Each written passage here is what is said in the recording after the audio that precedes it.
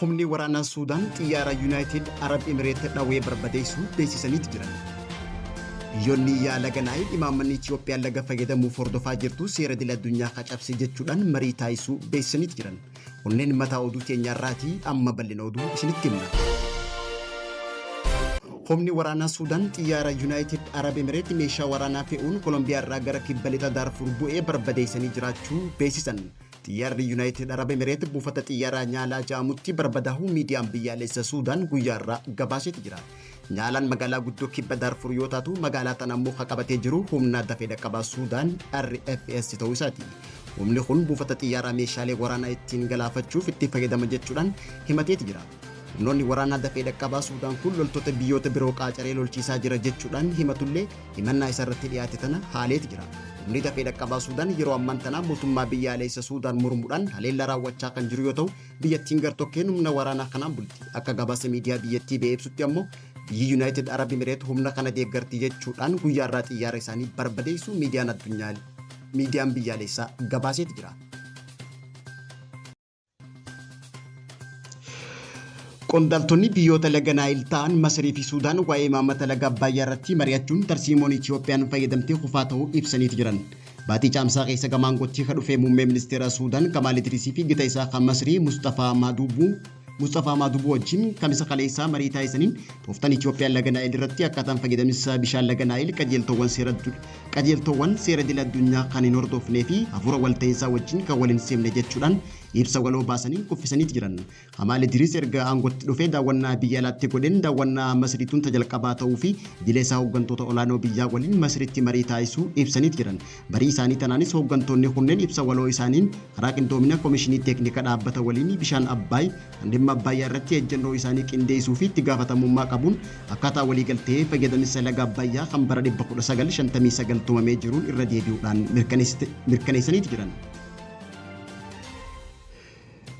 Pireezidaantiin Ameerikaa Doonaald Tiraamp biyyoota Raashiyaa waliin hariiroo daldalaa qaban irratti dabalii taarifaa 50% oliin kaahuu beeksise. Hagayya takkarraa jalqabee biyya Indiyaa dabalii taarifaa meeshaalee 50% ol kaahuu dhaabba Tiraamp beeksiseet jira. Bal'ina oduu tanaatiif riippoortara teenyaa Muniira Takkaa akka itti aanutti dhiyeessiti. Kamisa darbe sagantaa Indiyaa Niiw Deeliitti gaggeeffamte irratti hangam gatiin taarifa meeshaalee guddaa kaffallu illee meeshaalee qonnaan bulaa keenya fayyaduu irratti Ameerikaan taarifa dabaluu obsinee ilaaluu hin dandeenyu jedha muummeen ministeera biyya Indiyaa Nareendraa Moodiin. Nageenya qonnaan bultoota keenyaa hunda caalaa barbaachisaadha kan jedhan Moodiin Indiin nageenya qonnaan bultoota ishee gama damee qonnaatiin aannanii fi qurxummiin qabattoota ishee irratti gonkumaa araarama hin gootu jedhan. Nageenya qonnaan bultoota keenyaa aantummaa keenya jechuudhaan nageenya qonnaan bultoota keenyaatiif an mataan koo qonnaan bulaa keenyaaf jedhee aarsaa barbaachisu nan kaffala jechuudhaanis dhaadateera.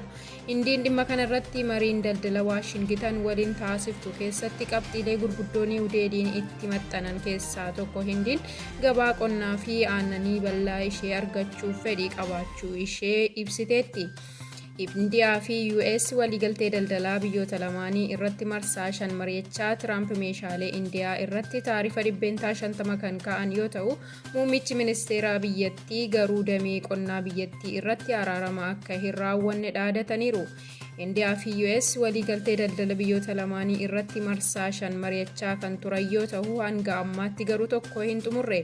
Tiraamp akka jedhanitti taarifa haaraan hagaya 28 irraa eegalee hojiirra kan oole yoo ta'u Indiin boba'aa Raashiyaa bitachuu itti fufteetti adabuuf kan yaadame ta'uu ibsaniiru. Waldhabdeen biyyoota lamaan gidduutti uumame Indiin tarree kana keessaa sadarkaa tokkoffaa irra kan jirtu yoo ta'u Biraaziil ishee taarifa olaanaa Tiraamp mudatte waliin ogeeyyiin imaammataa akka jedhanitti waldhabdeen hooggantoota lamaan gidduutti uumame hariiroo tarsiimoo biyyoota lamaanii waggoota 12 darbaniif ijaarame balaadhaaf saaxilaa jira jedhan. Addatti ammoo Tiraamp taarifa kana caalaatti biyyoota Raashiyaa waliin hariiroo qaban irratti 50% ol dabaleera jedhan.